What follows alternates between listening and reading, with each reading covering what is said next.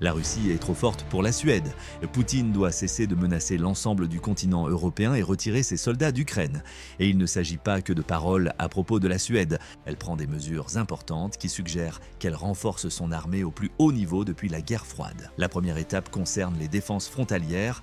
La Suède, dernier membre en date de l'OTAN, s'est engagée à envoyer 6 voire 8, selon certaines sources, de ses chasseurs JAS-39 Gripen à la base aérienne de Malbork en Pologne, selon un rapport publié par Business Insider le 27 mars. Ces appareils rejoindront une coalition de nations qui mène une mission de surveillance de l'espace aérien anti-russe. Ce partenariat peut être comparé à la police du ciel européenne. United 24 Media affirme que le 6 mars, la Suède a pris la décision d'envoyer ses avions en Pologne. Avec un certain nombre d'autres nations, elle patrouillera dans la zone de surveillance nord de l'OTAN, qui comprend la mer Baltique et éventuellement les frontières communes de la Russie, de la Biélorussie, de l'enclave russe de Kaliningrad, de la Pologne et des États baltes. C'est important. Pourquoi ? Quoi qu'il en soit, c'est la première fois que la Suède envoie un avion de chasse patrouiller à l'étranger. De plus, en réaction à l'annexion illégale de la Crimée par Poutine, l'OTAN a mis en place la mission de police du ciel renforcée en 2014. La Suède a déjà été une force en théorie. Ces mesures antérieures, cependant, ont toutes consisté en des patrouilles aériennes au-dessus de son propre territoire, démontrant plus d'intérêt personnel que de posture protectrice pour l'ensemble de l'Europe. Cette fois, c'est différent. La Suède a mis fin à plusieurs décennies de neutralité effective en rejoignant l'OTAN en 2024. Elle a pris conscience de la menace que la Russie représente pour l'Ukraine et le reste de l'Europe et ne se contente pas de patrouilles aériennes. Le gouvernement a justifié sa participation en mettant en avant les actions de Poutine en Ukraine. En plus des vols, la Suède a proposé de déployer une partie de ses forces armées en Pologne. Là-bas, ils participeront à la défense d'un centre logistique vital dans le sud-est de la Pologne qui sert de voie de passage pour les fournitures humanitaires et militaires à destination de l'Ukraine depuis l'invasion de Poutine en février 2022. 110 militaires, principalement de la division aérienne de Norrbotten, ainsi que des renforts d'autres unités de l'armée de l'air suédoise, feront partie de cet engagement si la Suède le respecte. Ces personnels vont probablement être impliqués dans la mission de police du ciel à un moment donné. En participant à l'opération, nous aidons à apporter de l'aide à l'Ukraine, a déclaré la ministre suédoise des Affaires étrangères Maria Malmö Stenegaard lorsqu'elle a annoncé l'action. Elle a également révélé qu'il se pourrait que Business Insider n'ait pas envoyé 6 Gripens à la frontière polonaise. La Suède pourrait également envoyer jusqu'à 8 avions JS Gripen avec le personnel correspondant. C'est la première fois que des avions de chasse suédois participeraient à des opérations de police aérienne depuis le territoire d'un allié, a ajouté le ministre suédois de la Défense, Paul Johnson. En ce qui concerne cet allié, la Pologne est ravie d'entretenir d'aussi bonnes relations de travail avec la Suède. Władysław Kosiniak-Kamysz, le ministre polonais de la Défense, s'est rendu en Suède pour célébrer une décision qui montre notre unité et notre solidarité face aux menaces à la sécurité. C'est un grand pas de la part de la Suède. Poutine trouvera également cela alarmant pour une raison simple. Le JAS Gripen a été spécialement conçu pour combattre la menace aérienne posée par la Russie. Selon l'ancien commandant de l'armée de l'air suédoise, Mats Helgesson, le JAS Gripen, construit par l'entreprise suédoise de défense et d'aérospatiale Saab AB, est destiné à détruire les Sukhoi. Les spécifications de l'avion indiquant sans aucun doute qu'il sera efficace contre les Sukhoi russes. Du Su-35 plus récent au modèle de l'époque soviétique que Poutine a surtout utilisé pour bombarder l'Ukraine avec des missiles et des bombes, le JAS Gripen se décline en plusieurs versions, dont les variantes E et maritimes suggérées. On ne sait pas quelle version la Suède enverra à la Pologne, bien que cela puisse n'avoir qu'un impact mineur. Avec seulement quelques variations mineures dans certains domaines, les versions E et F ont des spécifications comparables. Toutes deux disposent de 10 points d'emport pour ajouter des armes, des nacelles ou des réservoirs de carburant, et à la masse maximale au décollage, elles pèsent environ 16 500 kg, soit 36 376 livres. Comme il dispose de 2 sièges, le Gripen F est un peu plus long que le E. Néanmoins, les Gripen E et F peuvent être équipés d'un canon Moser BK de 27 mm et tous les modèles actuels de Gripen peuvent être ravitaillés en vol. Des informations supplémentaires sur le JAS Gripen en général sont disponibles sur NATO Days. L'avion a été officiellement mis en service en 1993 après la construction du prototype en décembre 1988. Ce chasseur monoplace polyvalent est capable d'assurer la surveillance, d'attaquer des cibles au sol et d'engager des Sukhoi dans les airs. Bien que les Gripen soient prêts à réagir à toute indication d'agression russe, c'est cette dernière capacité qui rendra l'avion si utile en Pologne. La vitesse maximale que les avions peuvent atteindre est de 229 km/h, soit environ Mach 1, 7 ou un 7 fois la vitesse du son. Ils ont une autonomie maximale de 394 km et un plafond de vol de 20,0 mètres, ce qui est supérieur à de nombreux jets comparables de leur époque. Leur autonomie est suffisante pour atteindre Kaliningrad et le sud-est de la Russie, et elle est plus que suffisante pour pénétrer en Ukraine depuis la Pologne si nécessaire. Cependant, la conception du Jazz Gripen est sans doute sa caractéristique la plus intrigante. Sa base est volontairement rendue instable et des caractéristiques supplémentaires lui permettent de se stabiliser à toutes les vitesses. Les gouvernes canards de l'avion fournissent une force de portance positive. Lorsque l'avion s'approche de sa vitesse maximale, le stabilisateur arrière crée une portance négative qui est compensée par la portance d'une aile delta. Grâce à sa conception spéciale qui réduit la traînée, le jet est incroyablement agile dans les airs. Ajoutez à cela des commandes numériques de vol électrique qui contribuent également à la stabilité. Le jet peut voler à un angle d'attaque compris entre 70 et 80 degrés grâce à ces éléments de conception intrigants. De plus, par rapport à des jets similaires comme le F-16 fabriqué aux États-Unis, Saab a prévu qu'il ait une durée de vie de 50 ans et nécessite moins d'entretien. Business Insider offre des informations supplémentaires. La Suède n'a pas à restreindre l'utilisation de l'avion aux pistes coûteuses des bases aériennes établies qui peuvent être la cible d'attaques de drones et de missiles car il peut décoller des routes publiques. Comme le dit la Suède, il est également parfait pour la protection des frontières contre les avions russes. Tout dépend de la flexibilité de l'avion qui le rend bien plus efficace pour un pays frontalier d'un agresseur que de nombreux autres avions de chasse occidentaux, explique Michael Bonnet, analyste militaire à la Rand Corporation. Il n'y a que deux inconvénients. Il semble peu probable que le Jazz Gripen entre en Ukraine de la même manière que les avions de chasse français Mirage ou les F-16 américains. Paul Johnson explique que les Ukrainiens ont plus de mal à accepter un autre avion de chasse et c'est la raison. En d'autres termes, l'Ukraine est occupée à apprendre à utiliser pleinement ses F-16 et ses Mirage.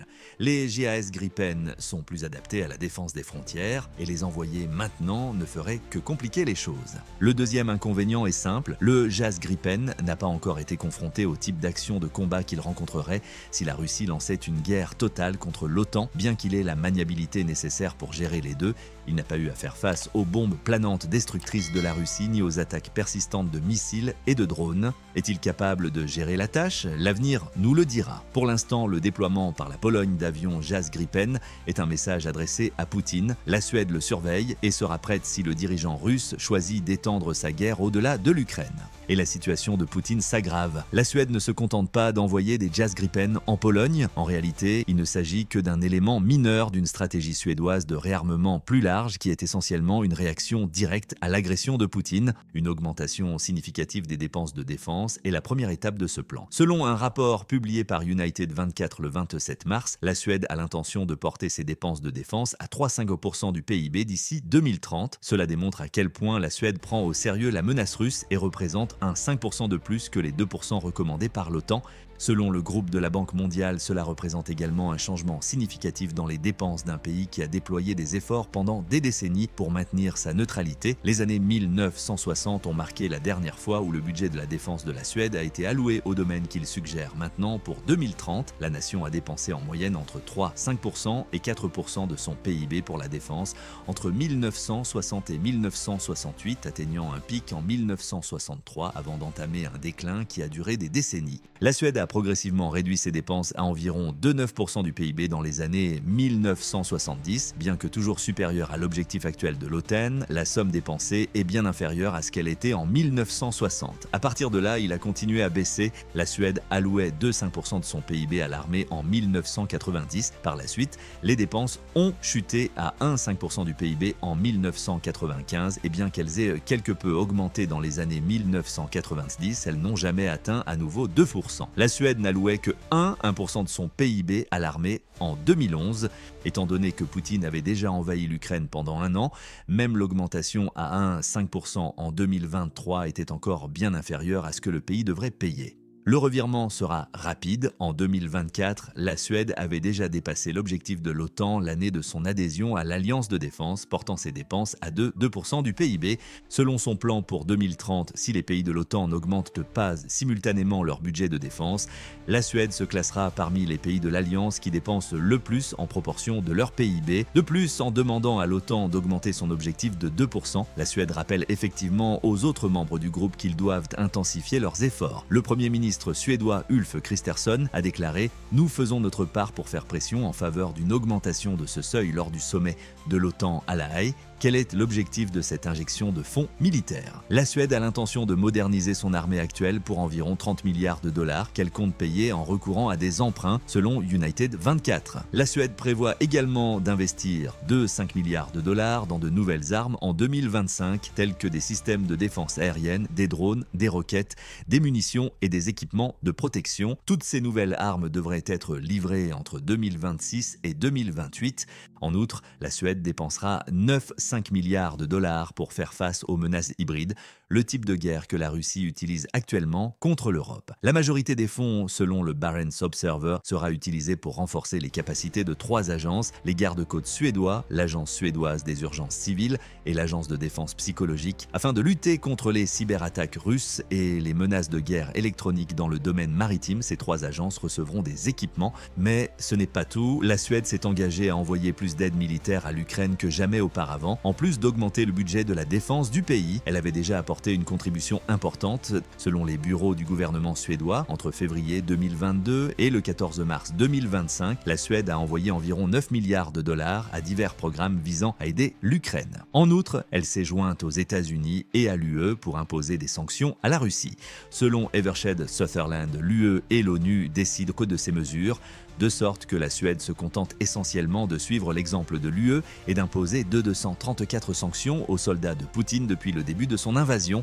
Elle va maintenant faire plus. La Suède va presque tripler sa contribution annuelle à l'Ukraine, passant d'environ 2,5 milliards de dollars à environ 4 milliards de dollars en 2025, selon un article de Militani du 26 mars. Selon une déclaration du gouvernement suédois, cela permettra à l'Ukraine, qui se trouve dans une situation précaire, d'améliorer immédiatement ses capacités défensives. Les effets de cette augmentation des dépenses d'aide militaire se font déjà sentir. La Suède a signé le 13 mars un contrat pour la fabrication et la fourniture à l'Ukraine de 5 radars de contre-batterie Arthur et de 18 de ses systèmes d'artillerie automoteur Archer. La valeur totale des équipements concernés par cet accord s'élève à environ 300 millions de dollars et il s'agira du 18 programme d'aide militaire que la Suède accordera à l'Ukraine. La Suède a également rejoint la coalition de l'artillerie qui a été créée pour former l'armée ukrainienne et gérer la fourniture de ces systèmes et de leurs munitions à l'Ukraine. En février, la Suède a également annoncé son intention de fournir environ 113 millions de dollars à l'Ukraine pour le transfert de nombreux systèmes de défense aérienne Trident Mark II. La Suède tient donc ses promesses de renforcer les forces de combat de l'Ukraine ainsi que ses propres forces armées. Si l'on ajoute à cela les chars JASK qui sont en route pour la Pologne, tout indique qu'un pays se prépare à la guerre avec la Russie. Pour Poutine, tout cela sera déjà suffisamment préoccupant, mais il y a d'autres signes indiquant que la Suède se prépare au combat. En outre, la nation envoie des militaires d'élite dans l'Arctique, un endroit que Poutine désire presque autant que l'Ukraine. La Suède prépare déjà certains de ses combattants les plus qualifiés à opérer et peut-être à combattre dans le froid glacial de l'Arctique en leur donnant une formation spécifique. Selon un article de United 24 du 20 mars, on comprend pourquoi la Russie est considérée comme l'ennemi principal dans ces exercices. Si Poutine réussit en Ukraine, il y a déjà de nombreuses indications qu'il ira dans l'Arctique. La Russie a tenté d'étendre sa revendication sur les eaux arctiques d'un nombre stupéfiant de 272 miles² en 2021, par exemple. En substance, cette affirmation implique que la Russie contrôle toutes les eaux arctiques jusqu'aux limites des zones économiques exclusives, du Canada et du Groenland. Une ZI est une région qui est pratiquement contrôlée par une nation et qui s'étend jusqu'à 200 miles nautiques au large de ses côtes. Tout pays peut exploiter les eaux situées en dehors d'une ZI à des fins commerciales car elles sont considérées comme internationales. En prévision de la future tentative attendue de Poutine pour prendre le contrôle de cette région en développement, la Russie tente maintenant d'affirmer que sa ZI englobe tout l'Arctique. La Suède ne le tolérera pas, bien que les revendications territoriales de Poutine aient été rejetées par le reste du monde. La Russie a renforcé sa présence dans l'Arctique. Par exemple, la Russie a basé sa flotte du Nord sur la péninsule de Kola. De plus, selon United 24, Poutine réactive un certain nombre de bases militaires de l'époque soviétique dans l'Arctique, selon les informations militaires actuelles. Cela est considéré comme un effort pour protéger les intérêts stratégiques de la Russie dans la région avant que l'Arctique ne devienne une zone de combat potentielle. La flotte du Nord est particulièrement préoccupante. Le fait que ces navires puissent tirer des armes nucléaires indique que la Russie s'efforce de soumettre l'Arctique dans son ensemble. ensemble, la Suède pourrait être prête à rejoindre une coalition qui pourrait servir de contrepoids aux activités expansionnistes de la Russie dans l'Arctique en entraînant ses forces d'élite à y opérer, même si elle ne dispose pas des armes nucléaires nécessaires pour neutraliser ce danger. Qui sait, ces forces spéciales pourraient finir par suivre les opérations de la Russie dans l'Arctique et éventuellement endommager les avant-postes de l'époque soviétique que Poutine tente de restaurer. Ce ne sont que des conjectures. Poutine ne peut toutefois pas nier que la Suède semble se préparer à un conflit dans l'Arctique. En outre, il ne peut ignorer les changements rhétoriques actuels en Suède. Pendant de nombreuses années, la Suède s'est efforcée de conserver sa neutralité. Lorsque le pays a finalement rejoint l'OTAN en 2024, tout a changé. Poutine savait que cela marquait à lui seul un changement dans la position de la Suède envers la Russie. Dans les années précédant l'adhésion de la Suède à l'OTAN, il a menacé la Suède à plusieurs reprises. Par exemple, en avril 2022, la Russie a menacé d'utiliser des armes nucléaires, probablement des missiles hypersoniques, dans la région de la Baltique si la Suède et la Finlande rejoignaient l'OTAN. En juin 2022, il a réitéré ses menaces. Au cours de ce mois, Poutine a déclaré qu'il n'avait aucun différend territorial avec la Finlande ou la Suède. Il n'a cependant pas pu s'empêcher de proférer des menaces. Poutine a ajouté « Nous serions obligés de répondre de manière symétrique et de proférer les mêmes menaces pour les territoires où des menaces ont été proférées à notre encontre », faisant référence à une éventuelle infiltration d'infrastructures militaires de l'OTAN en Suède si des contingents militaires et des infrastructures y étaient déployés. En d'autres termes, Poutine utilisait un double langage. Bien que Poutine ait déclaré qu'il n'avait aucun problème avec l'adhésion de la Suède à l'OTAN, il a laissé entendre que si elle le faisait, il augmenterait le niveau de menace de la Russie contre la Suède. Peut-être plus que Poutine ne l'avait prévu, la Suède a pris note de ces avertissements. Le Poutine de Russie n'a pas pu empêcher la Suède d'adhérer à l'OTAN. De plus, le sentiment national est actuellement aussi anti-russe qu'il l'a été au cours des dernières décennies. Cela est évident dans le discours de la Suède concernant la Russie. Par exemple, lorsque la Suède a annoncé en janvier 2025 qu'elle prévoyait de déployer une partie de ses forces armées dans la région de la Baltique, le Premier ministre Christensen a déclaré « La Suède n'est pas en guerre, mais il n'y a pas non plus de paix ». Le Premier ministre suédois a poursuivi en disant que l'indépendance et l'absence de conflits internationaux importants sont des conditions préalables à une véritable paix. Cependant, nos voisins et nous-mêmes sommes vulnérables aux attaques hybrides qui sont menées à l'aide d'ordinateurs, d'argent, de désinformation et de la possibilité de sabotage plutôt que de missiles et de troupes. Traduction, la Suède est consciente que la Russie et la Suède sont déjà en guerre. Le peuple suédois doit être prêt à la guerre tout en œuvrant pour la paix, même s'il estime que Poutine agit déjà de manière agressive contre elle. Cette guerre n'est peut-être pas conventionnelle, du moins pas encore. C'est ce que la Suède semble faire en ce moment. La Suède en a assez de la Russie, comme en témoignent un certain nombre d'actions, dont la plus récente est l'introduction des avions de chasse JAS Gripen en Pologne.